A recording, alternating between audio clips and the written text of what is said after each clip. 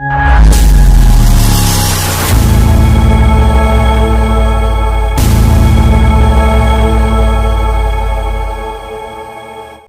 के विधायक रमन पाटकर के निवास स्थल पर सरपंचों की हुई बैठक।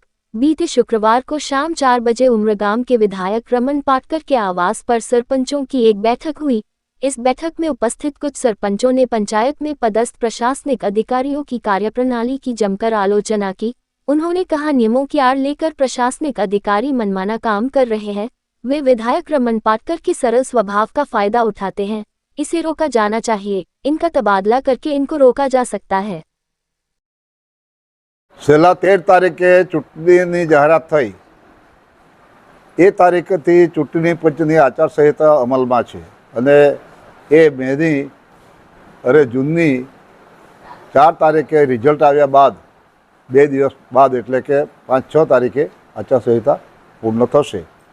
અને સાથે સાથે કે તાલુકા વિકાસ અધિકારી આ તાલુકાની અંદર ખૂબ જ મોટા પ્રમાણની અંદર લેતી દેતી કરે છે અને સરપંચો એમાં હકારાત્મક આજે જવાબ એ લોકોએ આપ્યા છે।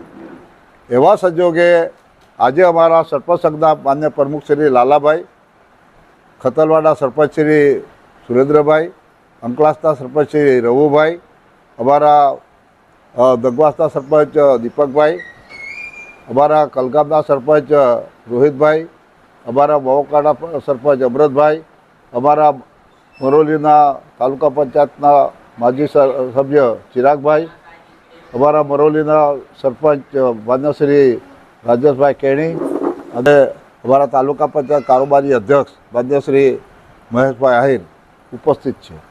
અને આ બધા ઉપસ્થિત છે ત્યારે સ્વાભાવિક રીતે આ સાચી હકીકત જાણવા માટે મેં કોશિશ કરી અને એમાં બધા જ હકારાત્મક છે કે ભાઈ ટીડીઓ બરાબર કામ કરતો નથી, વિવાદિત મુદ્દાઓ ઊભા કરે છે।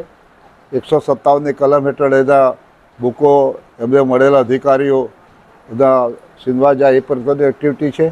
અને ત્યારે અમે બધાએ નક્કી કર્યું છે કે તાલુકા વિકાસ અધિકારી આ પ્રકારનું જો એક્ટિવિટી કરતા હશે તો આપણે આચારસંહિતા પૂર્ણ થાય ત્યારબાદ 4 તારીખ મુખ્યમંત્રીને મળી અને તાત્કાલિક એનો અમે અહીંયાથી બદલી કરાવીશું કે જેથી તાલુકાની અંદર સારો વિકાસ થાય।